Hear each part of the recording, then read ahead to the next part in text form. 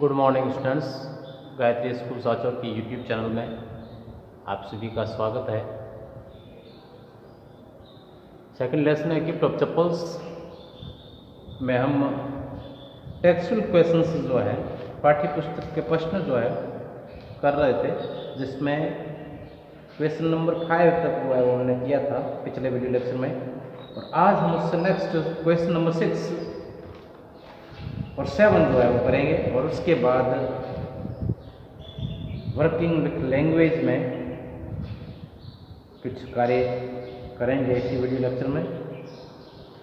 तो सबसे पहले चलते हैं क्वेश्चन नंबर 6 क्या कहता है, क्या पूछा गया है इसमें और इसका आंसर क्या है। तो देखिए क्वेश्चन है,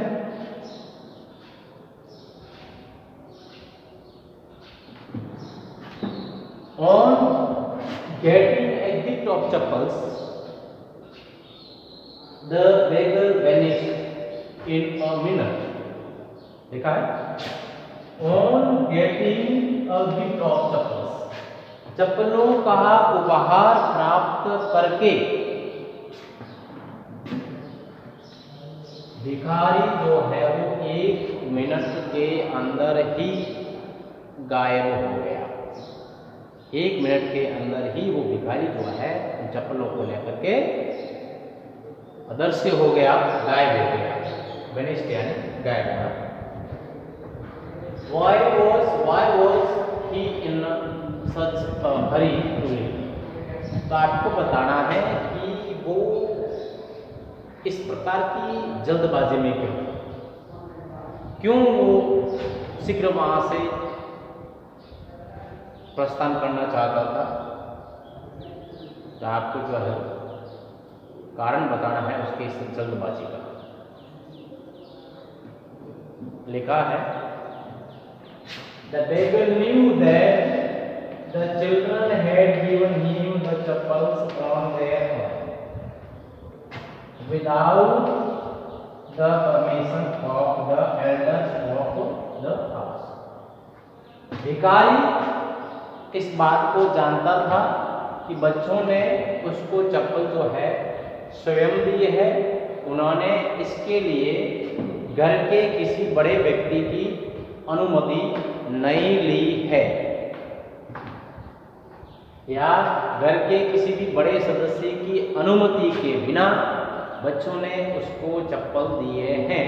इस बात को भिखारी जो है वो जानता था।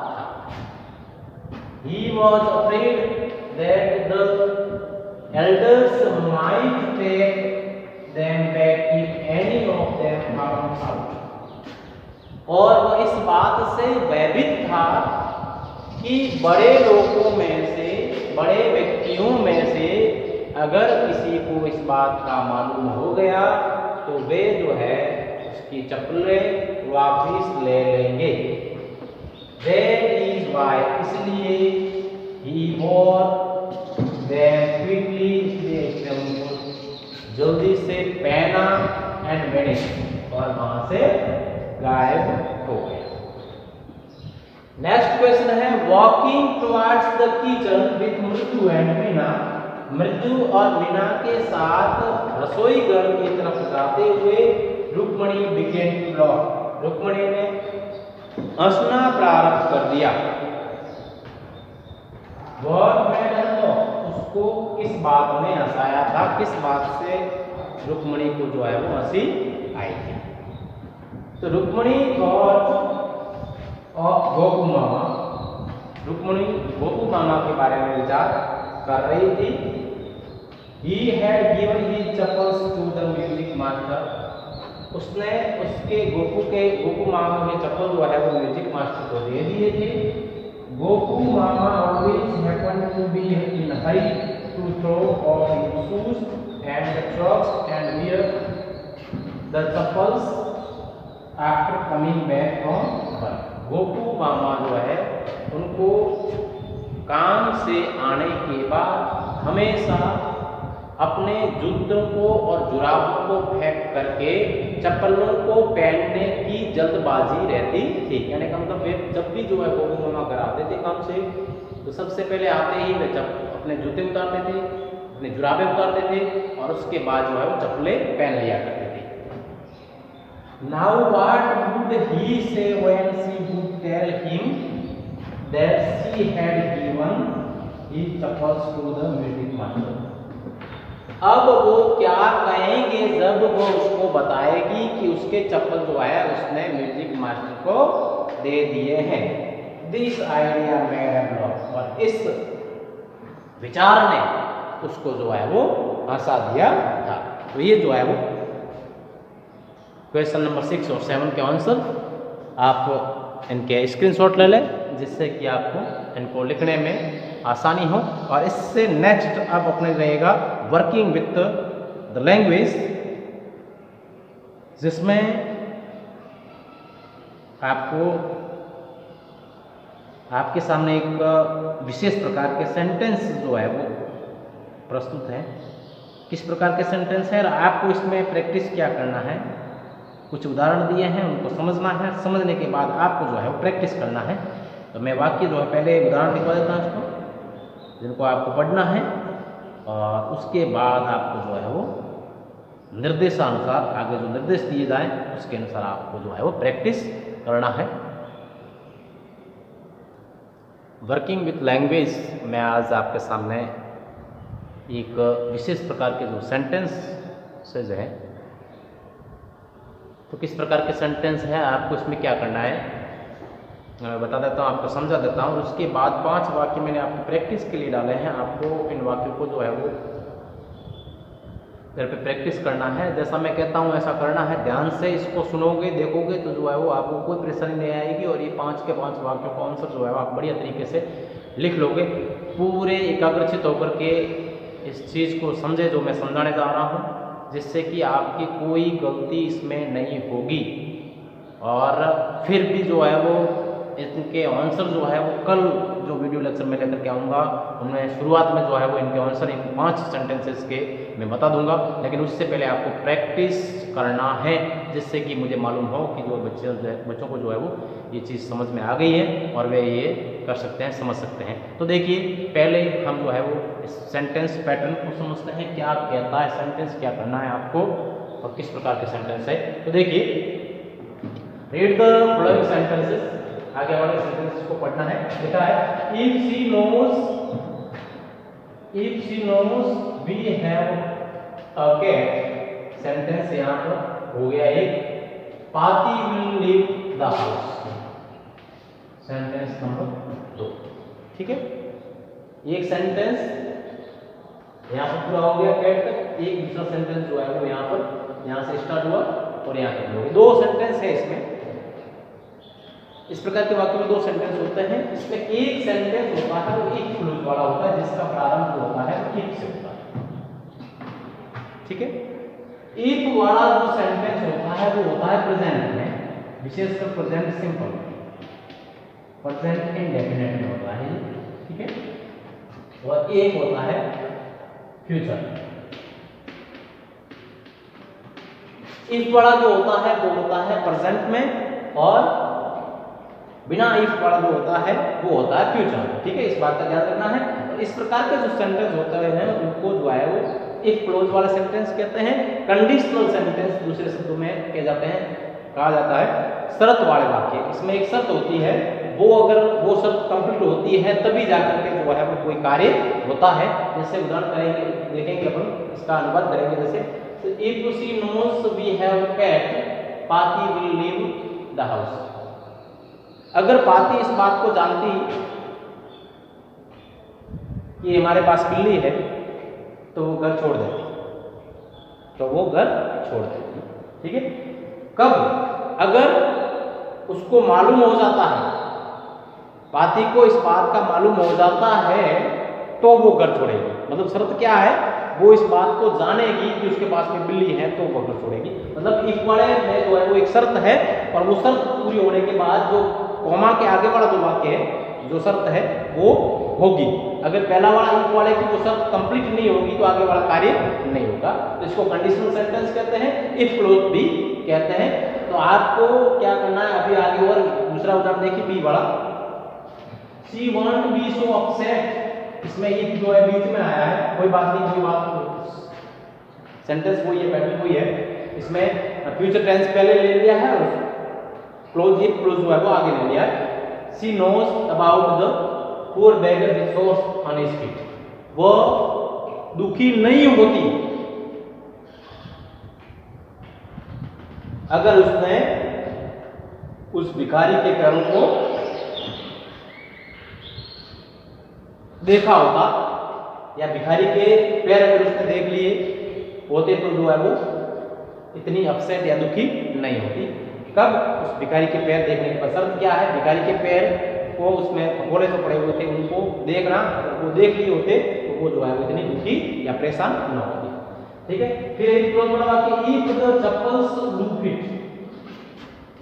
अगर चप्पल जो है, चप्पलें जो है वो फिट हो जाती पैरों में, will you really not mind, तो क्या आप वास्तव में जो है वो परेशान नहीं होती, चिंता नहीं करती, चिंतित नहीं होती? कब? अगर चप्पलें फिट होती तो। शर्त पूरी होने पर जो है दूसरा बड़ा काम हो रहा है इसमें। अब आपको क्या करना है? Rewrite each of the following pairs of sentences as a single sentence used if at the beginning of the sentence. उदाहरण मैंने दिया है, इनके उदाहरण के अनुसार आपको करना है। उदाहरण मैंने कैसे करवाए पर ध्यान रखना विशेष रूप से। प्रश्न क्या है कि आगे पेयर्स ऑफ सेंटेंस मतलब सेंटेंस का जोड़ा, दो सेंटेंस साथ में दिए हैं जैसे ऊपर दिए हुए हैं, ऐसे सेंटेंस का जोड़ा दिया हुआ है। आपको उनके उस सेंटेंस के शुरुआत में, बिगिनिंग में, उस सेंटेंसेस जो आगे दिए हैं उसके शुरुआत में आपको आई एफ इफ लगाना है और पूरे सेंटेंस को एक सेंटेंस के रूप में लिखना है। जैसे कि मैंने उदाहरण करवाए हैं, walk fast, full stop, you will catch the bus. दो वाक्य, पहला वाक्य, दूसरा वाक्य। अब आपको क्या करना है? देखो मैंने क्या किया है, इफ को लाया है शुरुआत में, जैसा कि तुम्हें बताया इफ को शुरुआत में लाना है, तो इफ लाया है, ठीक है, इफ ले लिया। अब आपको लाना है सब्जेक्ट जो आगे वाले में आपका दिया, दूसरा सेंटेंस में जो दिया है ना सब्जेक्ट, वो आपको पहले ले आना है, उसी सब्जेक्ट को पहले लाना है एक बार। इफ और यू हो गया, ठीक है। अब वर्ब है ही आपके पास और आगे वाला जो है वो एडवर्ब भी है, तो जो है वो ऐसा कैसा लिख दिया, क्या जोड़ा है? इफ और यू, ठीक है। ये जोड़ने के बाद आपने ऐसा का सेंटेंस 5 तक लिख दिया। अब आगे वाला जो सेंटेंस जो है वो ऐसा का ऐसा आपको लिखना है। ये सेंटेंस जो है वो ऐसा का ऐसा आपको लिख देना है, फुल स्टॉप हटा देना है। देखो क्या, if you walk fast you will catch the bus, ये सिंगल सेंटेंस बन गया। दूसरा उदाहरण देखिए, don't speed on the road full stop you will be fine. दो सेंटेंस आपको एक बनाना है। इफ लगा दिया शुरुआत में, यू आगे वाले में से ये यहां ले आया, स्पीड ऑन द रोड कर दिया, सिंगल सेंटेंस, फुल स्टॉप हटा दिया। अब वापस आगे वाला जो यू विल वाला सेंटेंस जो है उसको ऐसे कैसे लिख दिया, पीछे फुल स्टॉप लगा दिया, ये सिंगल सेंटेंस बन गया। ऐसे कैसे आपको भी करना है। आपको क्या करना है, जैसे डोंट वाला ये वाक्य इसमें है, यहाँ फुल स्टॉप है, तो आपको इस यू को सबसे पहले तो इफ लगाना है, शुरुआत में यहाँ पर लगाना है आई एफ इफ लगाया, उसके बाद आप यू को आगे ले गए, फिर बाकी बड़ा वाक्य आपने लिख दिया, फुल स्टॉप हटा दिया, और फिर पीछे का ऐसा कैसा वाक्य जो है वो यहाँ तक लिख दिया और फुल स्टॉप हटा दिया। ठीक है, प्रयास करो, कैसा कर पाते हो आप, ऐसे कैसे सभी सेंटेंस करना। सेंटेंस जो है वो एक बार पढ़ लेता हूँ कौन सा क्या सेंटेंस है, और आपको जो है इन 5 सेंटेंस को घर पर जो है वो प्रैक्टिस करना है। तो पहला सेंटेंस मैंने लिखा है, गलतियां किसी भी प्रकार की ना हो, ध्यान रहे। सेंटेंस में एक बार पढ़ लेता हूं। पहला सेंटेंस लिखा है, पहले सेंटेंस में लिखा है,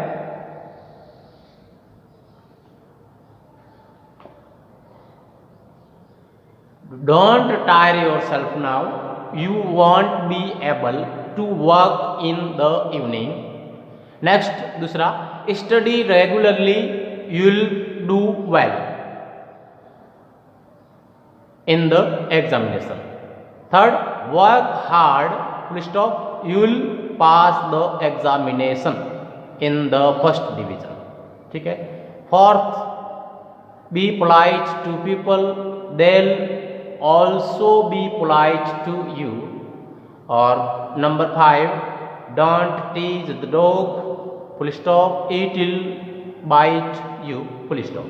ठीक है, इस बात का ध्यान रखें और वाक्य जो है वो बनाने का प्रयास करें।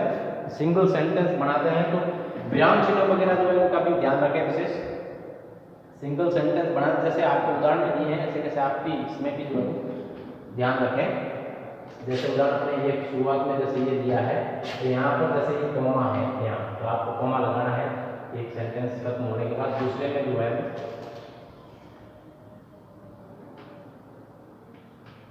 कॉमा है,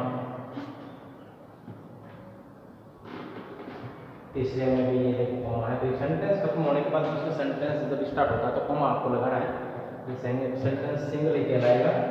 यहाँ जैसे आपको कॉमा लगाना है,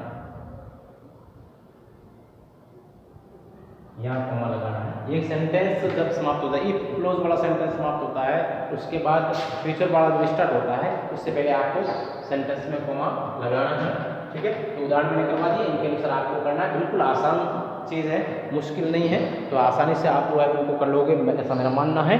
प्रैक्टिस करें, बिना प्रैक्टिस के ये करवाने में देखो ये सेंटेंस मैं चाहूँ तो अभी जो है उनके आंसर वगैरह लिखवा सकते हैं, लेकिन इससे क्या होगा कि मुझे मालूम है कि आप जो है मेहनत करना नहीं चाहते हो। मैं लिखवाऊंगा या आंसर लिखवाऊंगा तो आप जो है वो लिख करके कॉपी में लिख दिए, उतार लिए, बात खत्म हो जाएगी। मैं चाहता हूं कि आप जो है वो इनके उत्तर लिखने का प्रयास करें। खुद लिख करके प्रयास करने के बाद जब मैं उनके आंसर लिखवाऊं तब आप उनसे मिलान करें और अपनी गलतियों को देखें, जिससे कि आप के जो है वो चीज़ परमानेंट हो जाए। ऐसा मैं चाहता हूँ। बना बनाया काम, किया हुआ काम आप जो है वो देख करके उतार लो, इससे जो है आप चीज़ को समझ नहीं पाओगे, सीख नहीं पाओगे। इसलिए मैं चाहता हूँ कि आप जो है ज़्यादा से ज़्यादा चीज़ को सीखो और वो परमानेंट हो जाए आपके दिमाग में। तो आप करें। और इसके आंसर्स के लिए जो एक्सरसाइज मैंने करवाया फॉर प्रैक्टिस में, इनके आंसर्स के लिए कल वाला वीडियो लेक्चर जो है वो ज़रूर देखें। और उसके शुरुआत में जो है पहले मैं इनके आंसर्स करवाऊंगा और उसके बाद नेक्स्ट अपनी एक्सरसाइज जो है इसका question number 2 working with language का जो है वो करेंगे और फिर जो है वो आगे बढ़ेंगे। तो आज इतना ही, और इसी के साथ मैं मेरा ये वीडियो लेक्चर जो है वो समाप्त करता हूँ।